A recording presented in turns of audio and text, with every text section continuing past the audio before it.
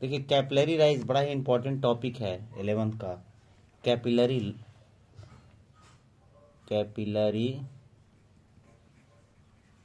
Rise.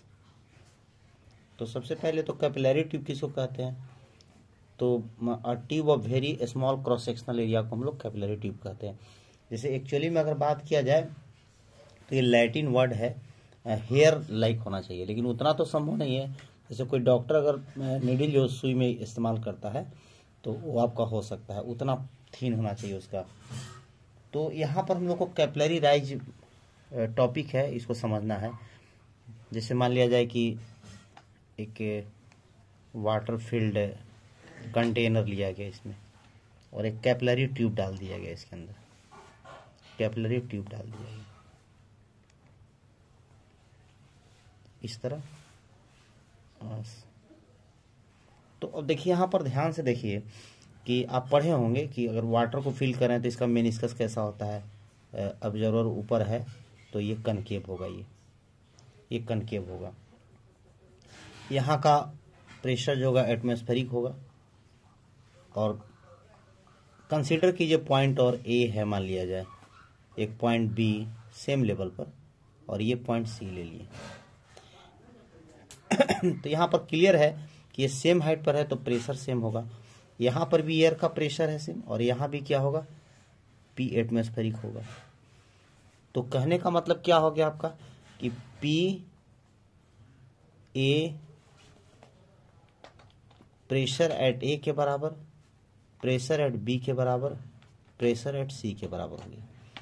देखिए इसके पहले जो टॉपिक आता था वाटर बबल का, आप याद कीजिए इस तरह है, सॉरी वाटर ड्रॉप और सोप बबल, तो इसमें एक्सेस प्रेशर होता है।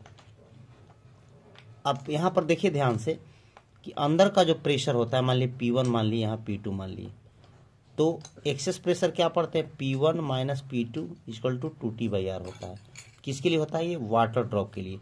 तो आप देखिए, आप सपोज कीजिए कि एक ऑब्जर्वर इधर है, एक ऑब्जर्वर इधर है, तो ये कनकेव साइड का प्रेशर ज़्यादा होगा, ये याद रखना है। कनकेव साइड का प्रेशर ज़्यादा होगा, कन्वेक्स साइड का प्रेशर कम होगा।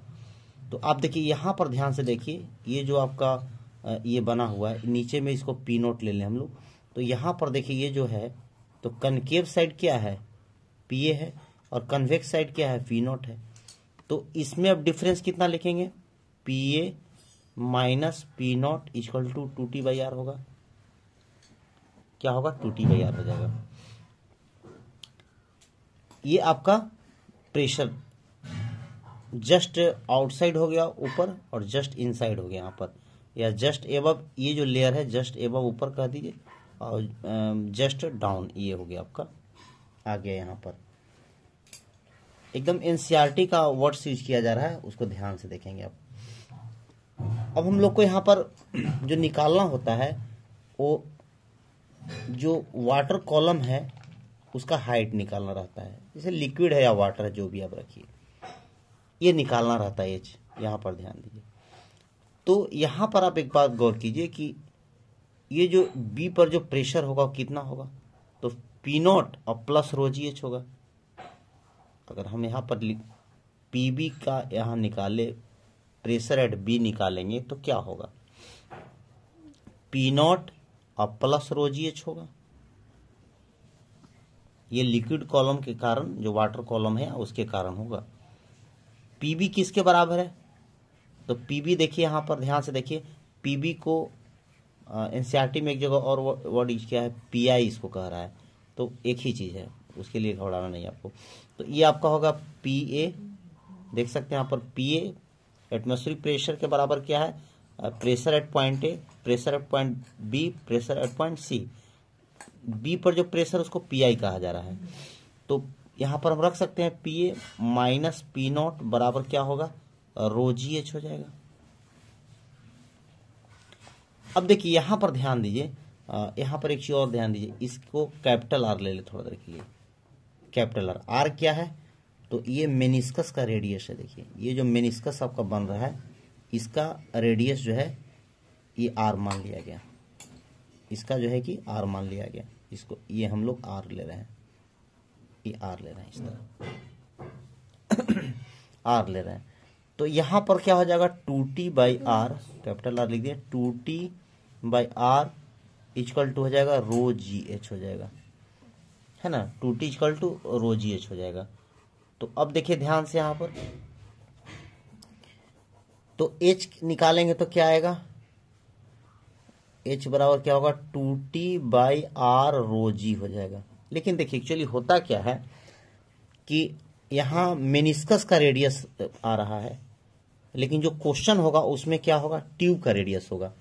तो यहाँ पर ध्यान दीजिए, देखिए इसको स्पष्ट समझने के लिए यहाँ पर हम इसको बना दिए। अब इसके अंदर कैपिलरी, इसको समझिए इस तरह। तो यहाँ ध्यान दीजिए यहाँ पर, तो मेनिस्कस का रेडियस क्या है, तो मेनिस्कस का देखिए यहाँ पर रेडियस ये आर है, ये आपका आर है, कैपिटल आर। लेकिन इस ट्यूब का क्या होगा रेडियस, देखिए इस ट्यूब का रेडियस देखिए ध्यान से यहाँ पर, ये आपका ये होगा, तो ये आपका कितना हो गया, देखिए ये आपका स्मॉल आर हो गया। और ये यहाँ पर ध्यान दीजिए, ये होता था आपका एंगल ऑफ कांटेक्ट। तो एक चीज ध्यान दीजिए, इस ये जो आपका सरफेस है सॉलिड सरफेस, उस पर ये ट्यूब का जो रेडियस है और ये परपेंडिकुलर है, तो ये जब थीटा हुआ तो ये कितना होगा 90 माइनस थीटा होगा।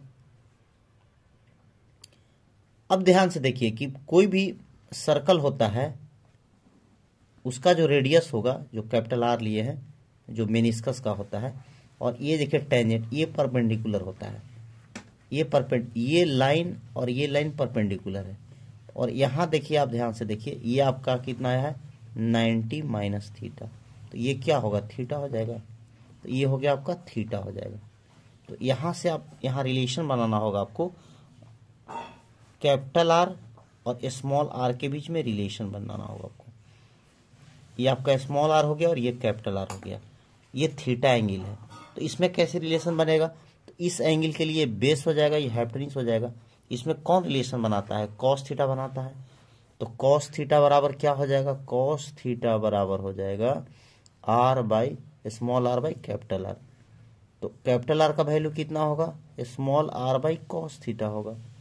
अब इस कैपिटल आर का वैल्यू यहाँ पुट कर दीजिए, तो ये आ जाएगा आपका h equal to 2t by, अब देखिए यहाँ पर स्मॉल आर कॉस थीटा ऊपर कर देते हैं, ये हो जाएगा आर रो जी। तो ये आपका प्रूफ हो गया। अब देखिए यहाँ पर एक क्वेश्चन हम लोग कर ले, थ्योरेटिकल क्वेश्चन है कि अगर ग्रेविटी फ्री स्पेस में हम जाते हैं, ग्रेविटी फ्री स्पेस की अगर हम लोग बात करें, अर्थात जी जहां नहीं है, जीरो है, तो h इक्वल टू जो फार्मूला होगा 2t cos थीटा, वहां पूछा जाएगा आपसे कि ग्रेविटी फ्री स्पेस में अगर किसी लिक्विड में कैपिलरी ट्यूब को डाला जाए तो क्या होगा, उसका हाइट कितना होगा, कैपिलरी एक्शन के कारण जो लिक्विड का कॉलम बनेगा उसमें उसका हाइट क्या होगा। तो यहाँ पर ध्यान दीजिए, अगर जी का मान अगर जीरो करेंगे तो ये इन्फिनाइट हो जाएगा, इन्फिनाइट हाइट तक चढ़ेगा। अब एक बात और समझिए, यहाँ पर ये क्या होता है, यहाँ पर ध्यान दीजिए, ये जो आपका है ऑलरेडी यहाँ पर देखिए, यहाँ पर प्रेशर क्या है PA है और यहाँ पर क्या है P0 है। तो यहाँ लो प्रेशर है, यहाँ हाई प्रेशर है, इसीलिए लो, यहाँ देखिए हाई से लो की ओर चढ़ता है। देखिए वाटर का कॉलम ऐसा क्यों बनता है, चूंकि हाई है और अंदर में लो है, तो ये हाई से लो की ओर चढ़ता है, इसीलिए इसका मेनिस्कस पास्कल लॉ को मेंटेन करने के लिए ऐसा शेप उसको बनाना पड़ता है। तो ये था आपको कैपिलरी राइज जिसको बोलते हैं। अब जैसे आपको यहाँ ध्यान देना है, जो आपका पेड़ पौधा होता है, rise of water in stem, rise of water example होता है, rise of water in stem इसी का एग्जाम्पल है। देखते हैं बड़ा बड़ा पेड़ में चढ़ जाता है वाटर, और कोई भी पत्ती को तोड़ेगा उसमें वाटर होता है, तो उसमें तो हर्ट वगैरह कुछ नहीं है, तो इसी प्रक्रिया चलता है। तो द राइज और fall of liquid in capillary tube is known as capillary action.